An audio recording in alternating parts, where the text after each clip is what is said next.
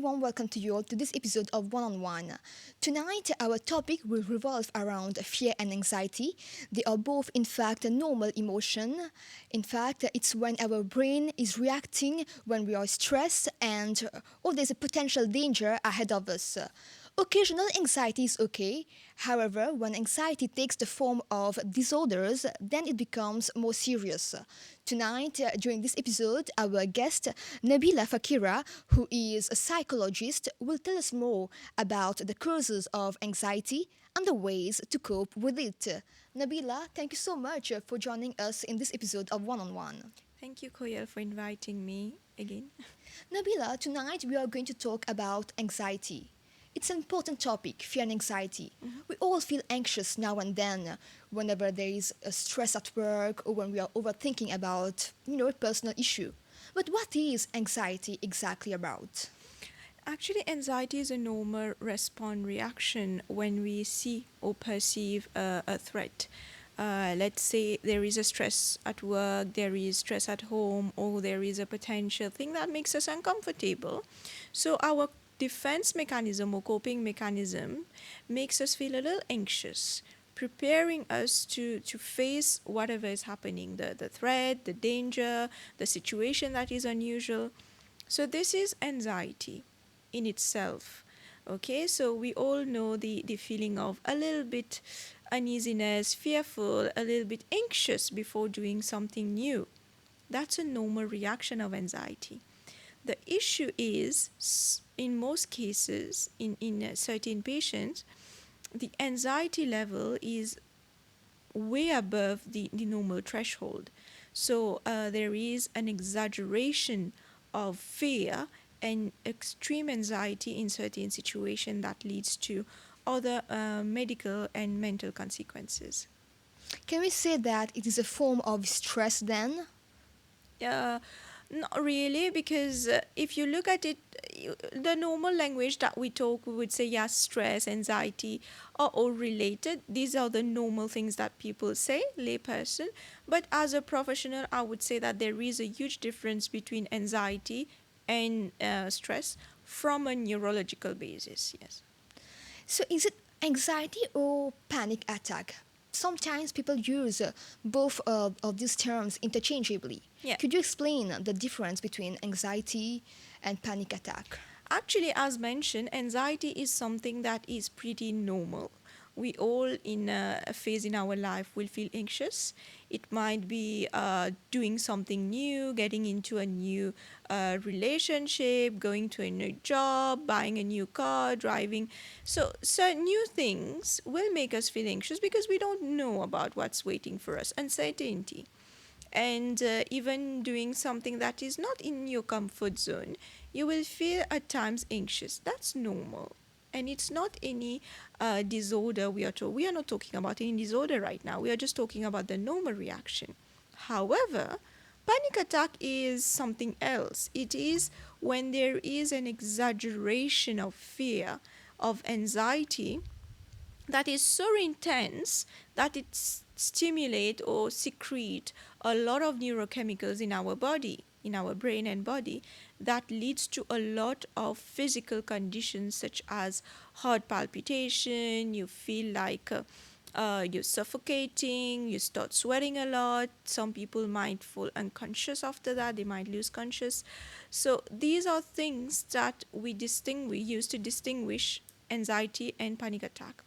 Another important difference between anxiety and panic attack is, for anxiety, we know the triggers. Yeah.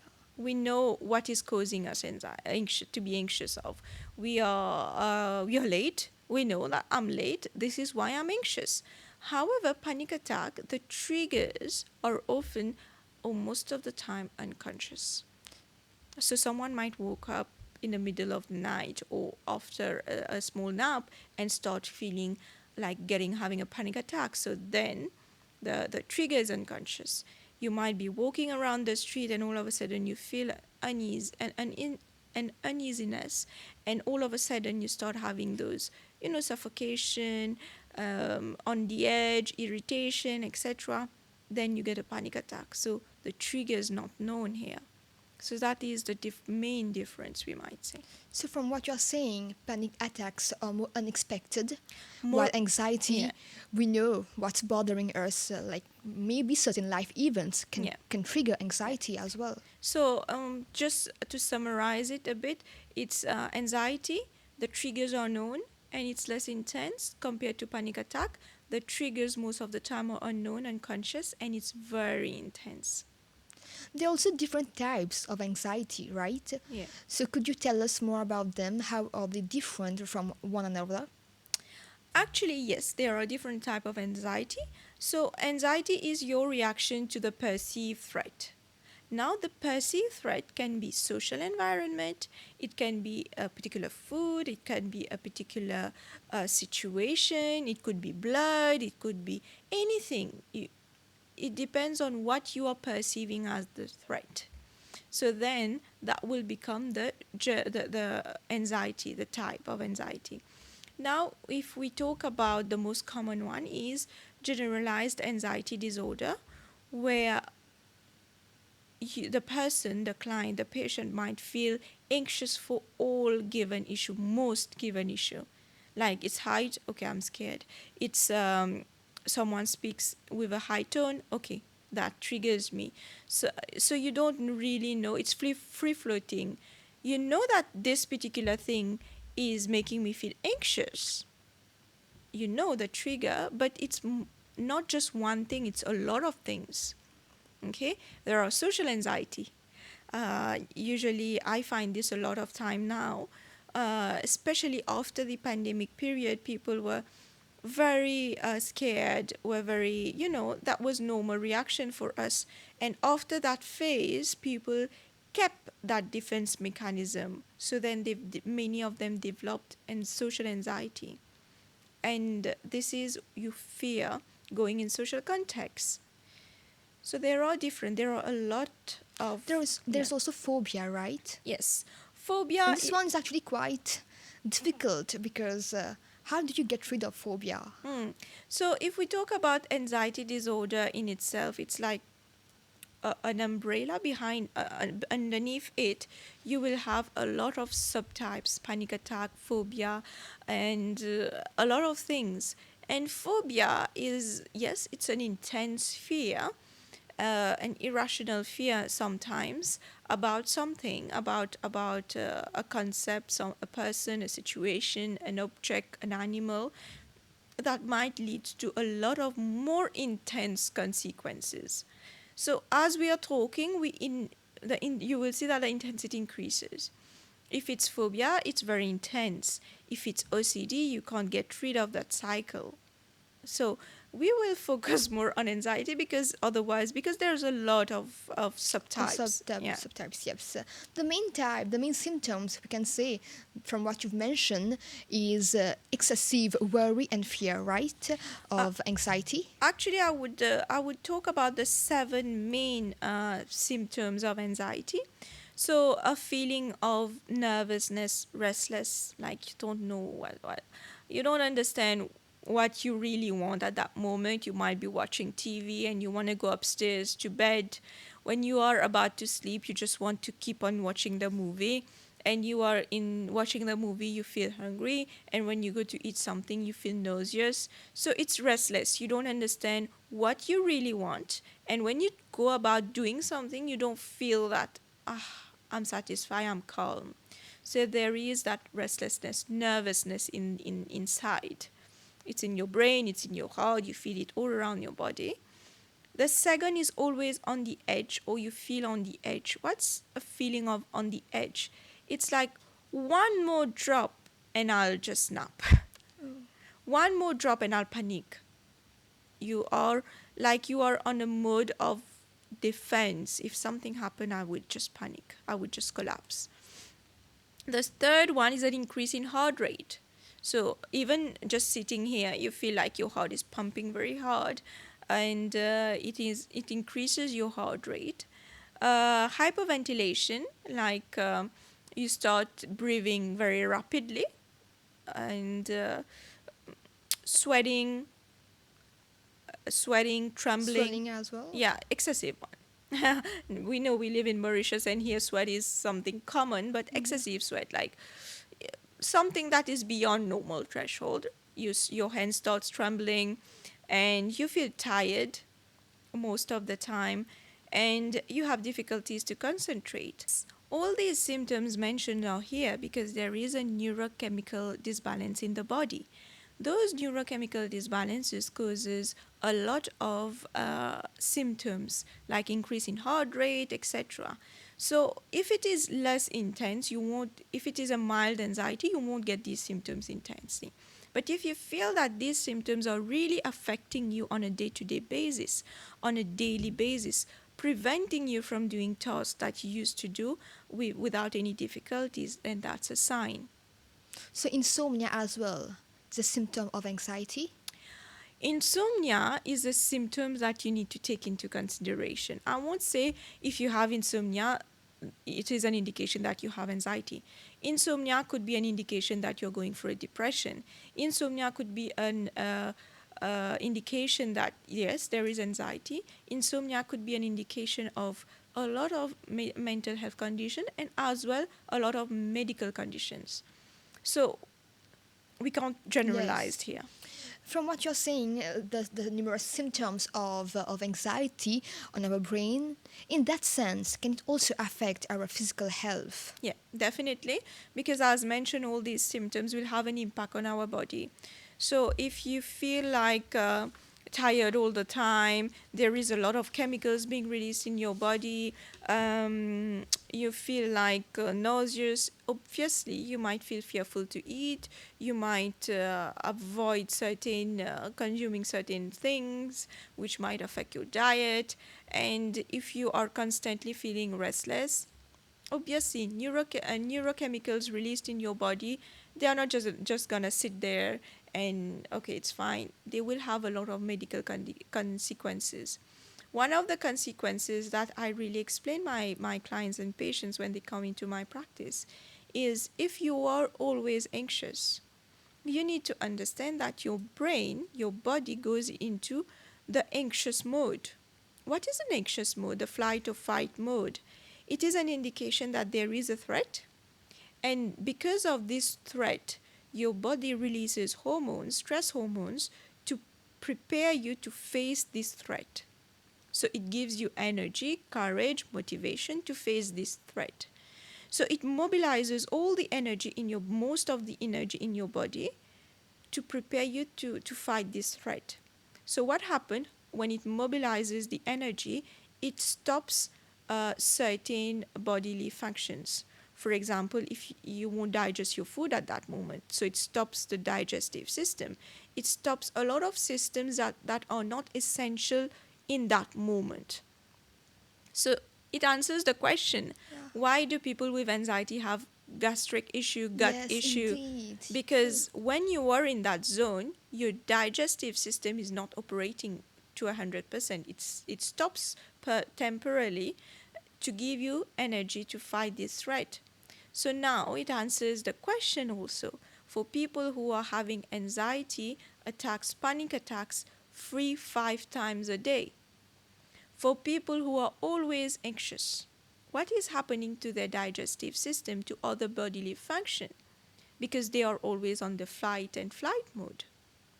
So this is why I did my research, my postgrad research on the relationship between the brain and gut axis.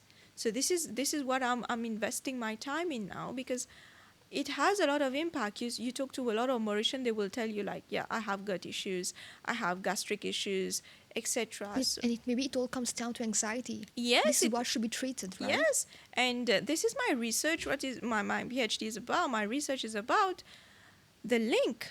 What is causing this? Is there any mental health condition that is resulting in physical health issues? So this is something that we need to pay attention to.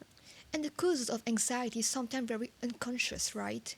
Yeah. We do not realize what's really bothering us, and it may lower our self-esteem as well, right? Yeah, absolutely. Because a lot of time you will have people coming to me telling me like, yeah, I'm feeling anxious, I'm feeling but there is no fear that is present in that present moment right now. Sometimes they bring things from the past, sometimes which will lead to post-traumatic stress disorder probably, or they would talk about things that anticipating the worst. So when people are anticipating the worst to happen, like they are fearful for their future, what happens is the threat is not here, it's a perception. Yes. So they are fearful of the perception rather than a real threat, I would say. So this is why it It's really becomes, sad because they're living in fear then, yes, they are living in fear constantly. because their brain is just bombarding this idea that something wrong is going to happen in the future. So what happened is their brain starts preparing for something that you don't know whether will happen or not. But the consequences in your body is real. So this is why I would strongly, this is why it's a psychological issue. Then you need to go and see a psychologist or a mental health practitioner, because then their job, our job, is to make you understand what is the real threat or is it a perceived threat, and if it is, how you can go about change it. Great. So, what are the causes of anxiety? Do you think it is genetic? Can it be genetic? Actually, yes, and but it's not restricted to Of genetics. course. But yes, there are some biomarkers. There are some indication that anxiety disorders, a panic attack, could be lead to your genes, but as well as epigenetic. Like you have the gene, it's not developed, and when you face certain environmental situation, these genes gets developed, so it's epigenetic. But a lot of time, what we see is people faced a lot of the environment that we live in. A lot of people are developing anxiety from that. It could be our upbringing, it could be our attachment style. So this is why psychology is such a vast topic that I come here mostly every month to talk about something, because it's huge. There is a lot of concepts. And if you want to make a proper formulation or a proper diagnosis of the matter as a psychologist, as a clinical psychologist maybe, you would have to take into consideration all the different aspects. So we can't restrict ourselves to one cause of anxiety. And emotional abuse in relationship. Yes. It's also, I think, common Mm-hmm. and sometimes very unconsciously Yeah. that we suffer from that. Mm-hmm. Can it trigger anxiety or intense fear? Yes, usually if you have a victim of emotional abuse, etc., the first thing that you will see the client or the patient coming with us is anxious symptoms. They will feel very anxious, which might severe anxiety we are talking about, which might have a duration of years. They keep on dragging, they keep on suffering from that of that for years. So yes, anxiety could be due to emotional abuse. How it happened is because then the person experiencing this emotional abuse, they start viewing the environment as a threat, as a dangerous place to be, as something they don't really understand, uncertainty, threat, danger, potential abuse, etc. So then their body reacts. The body prepares them to face the environment. But if there is manipulation, the person will not be able to speak as well. So what happened is they shut down. As they shut down, the neurochemicals are here in the body preparing you. You're not using it. It gets accumulated. So this can explain a panic attack. Now, if there is manipulation and abuse, which is more covert, that is, you don't realize that the person is trying to manipulate you or abusing you emotionally. So what happened is you become on denial. Is that really happening? Your body senses it, your mind can't process it. You are in denial. Is that really happening? No, it can't be happening. So you push it. Confused Yeah, state. you are in a confused state. When you are in a state of confusion, your defense mechanism may kick in, repress it. Once you repress it, what happens? It gets to your unconscious mind. When it gets to your unconscious mind, you won't realize the triggers, and explains why many people have a panic attack. It's sad because a relationship is sometimes needs to nurture you, but at times it causes mental distress like anxiety. Yes, and this is very unfortunate. It's a sad thing, but this is why I also encourage people, like, if you want to get into a serious relationship, like, take your time. Take your time to really get to know the person. Is that person willing to understand you? There's nothing wrong in having anxiety, and you just need to have a partner that understands you and that doesn't trigger you even more. So if you already have it, someone who can understand. If you don't have it, don't find a partner that will. But Nabila, what about shyness and withdrawal? These are, in fact, I would say, maybe part of someone's personalities, but it can also, I would say, trigger anxiety in some sort when a person is required to, address an audience. Hmm. So, do you think that part of our personalities as well Mhm. sometimes harmful to our emotional being? I won't say part of our personality because there is a misconception about introverts or shy people who can't talk, etc. You might be a very shy person, introvert, but you are a manager, you are a director, you are a psychologist. You have to talk, you have to speak it up. So, introverts, most of the time, they might stretch in certain situation, but how do they recharge their energy? By spending time alone, recharging their energy, being with themselves. Please, is comforting to them. That doesn't mean that they can't talk or they can't have a public speaking. In the contrary, if you have a person who is shy because that person has been through bullying, criticism, abuse, this is the reason for that person's shyness and not speaking up, withdrawal, then yes, that person will have social anxiety. That person will feel fearful because that person will view audience as a threat, because that audience might judge them, might be critical towards him, or might bully or might abuse. So this is how the brain will formulate it. And how prevalent are anxiety disorders? Oh, it's really, it's increasing.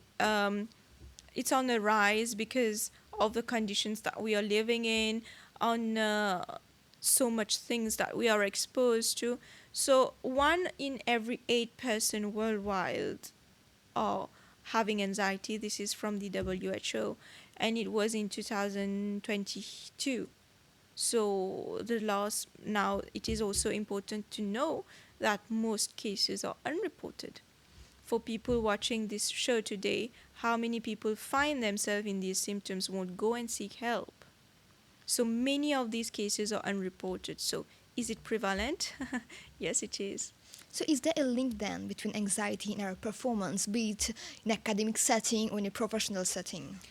Yes, anxiety performance, no, because it will prevent you from giving your best shot, but a little, like a teeny mini bit or amount of anxiety actually gives you a motivation, gives you the Indeed. energy Yeah. that kickstart it, which is good, which prepares you for what you have to do. So yes, some people work best under Under stress. pressure, Under right? pressure. Yeah. So people who are always late, that they work best under pressure, under stress. So then this works for them. But sometimes for some people, just a little bit of anxiety can just ruin their whole performance. So it really depends on a person. When would you say that anxiety becomes harmful to our health? I would say when you find it disturbing your day-to-day life, when you start finding it, when you start getting it recurrently, when you find yourself become imprisoned of your symptoms, you can't get out of it. So I would say if it's too much, go seek help. Talk it out to someone, talk it out to a friend, maybe to not to a friend that would judge you, but at least voice it out. This is things that is making me feel stressed. To just see how we feel, right? Yeah. And if you find it getting worse, like, talk to a professional. Indeed. Nabila, we've talked about factors affecting, causing anxiety, the symptoms, but what are the ways to cope with this mental issue? I would say awareness, because if you don't know, you can't change. Like a lot of time, I would see people coming to my sessions telling me, "I don't know what is wrong with me. I don't know why I'm having this," and they start panicking from that. So one, they have anxiety, which is severe. The second point is they are having anxiety because of the symptoms they are having. So it's like getting worse. The more they have it, the more it intensifies, and it builds on. It keeps on building. So I would say be aware that what is happening, what is anxiety. You've listened to my talk today. So what is anxiety? What are the symptoms that I need to pay attention? Is it a chronic condition? Is it, can I change it? Is it just a state? Yes, an anxious state. Can I control it by myself? Do I need medication? So the more you have answers to it, the less you will panic. Okay?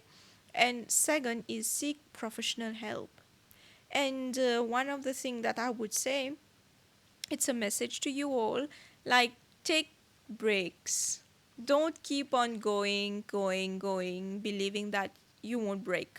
Yeah. It's not It's true. important to cut off. It's important to cut off. It's important to have a time where you can actually recharge so that you can give Yes. your best shot and prevent you from having more issues. Yeah, Yeah. indeed. Yeah. Thank you, Nabila, for these wise words. It was a pleasure to have you on the set tonight and discover more about the factors underlying anxiety and the ways to cope with it. Thank you very much, Koyal. It was a pleasure. Thank Dear you. viewers, we have now come to the end of this episode. Thank you for your time. We hope to catch you next week at the same time, same channel. Have a great evening.